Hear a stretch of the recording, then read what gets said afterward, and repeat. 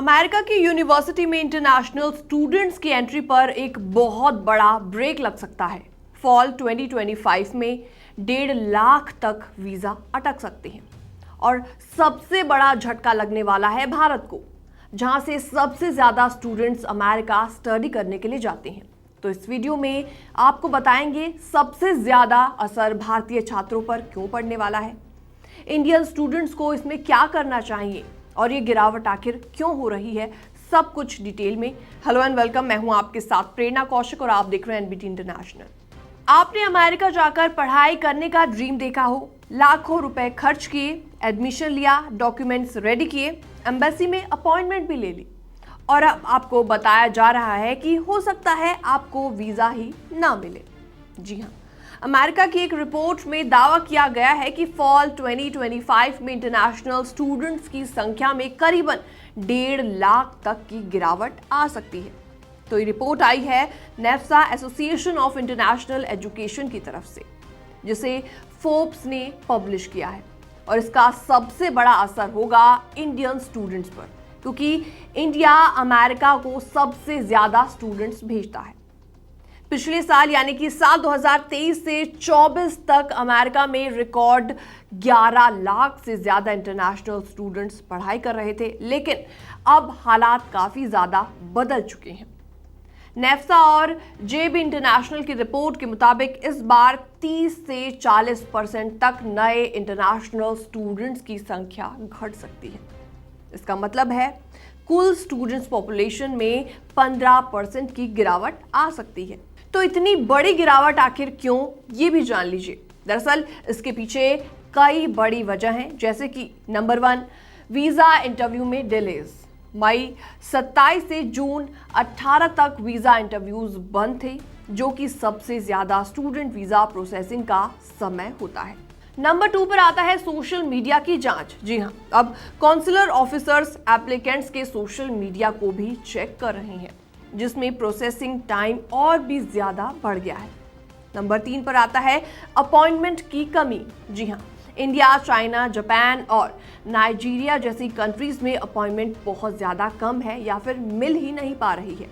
इसके अलावा नंबर 4 पर आता है वीजा अप्रूवल गिरे हैं। जी हाँ, जनवरी से अप्रैल तक F1 वीजा अप्रूवल्स में 12% तक की गिरावट आई है और मई में और भी ज्यादा गिरकर 22% हो गई है। इसके अलावा नंबर 5 पर आता है ट्रंप गवर्नमेंट का नया आदेश।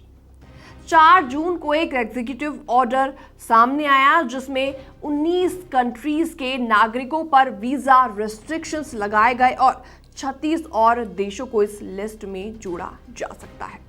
तो चलिए अब बात करते हैं इसके आर्थिक नुकसान की।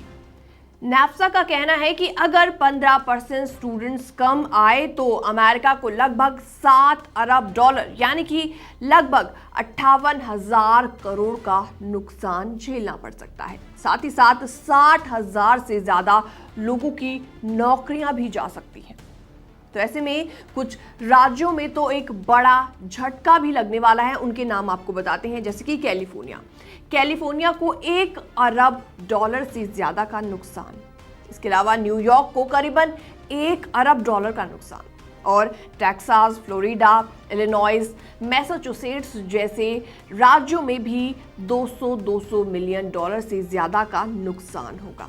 तो ऐसे में फोर्ब्स की एक रिपोर्ट सामने आई है, जिसके मुताबिक ये जो माहौल बन रहा है वो काफी हद तक ट्रंप सरकार की सख्त इमिग्रेशन पॉलिसीज की वजह से देखा जा रहा है, जैसे कि हार्वर्ड जैसी टॉप यूनिवर्सिटीज को फॉरेन स्टूडेंट्स लेने से रोकने की कोशिश। इसके अलावा ओपीटी यानी कि ऑप्शनल प्रैक्टिकल ट्रेनिंग को बंद करने की बात, और तो और होमलैंड सिक्योरिटी का धमकी देना कि स्टूडेंट्स की लीगल स्टेटस कैंसिल कर दी जा सकती। और secretary of state Marco Rubio का बड़ा बयान, अन अमेरिकन एक्टिविटीज करने वाले स्टूडेंट्स को डिपोर्ट किया जाएगा।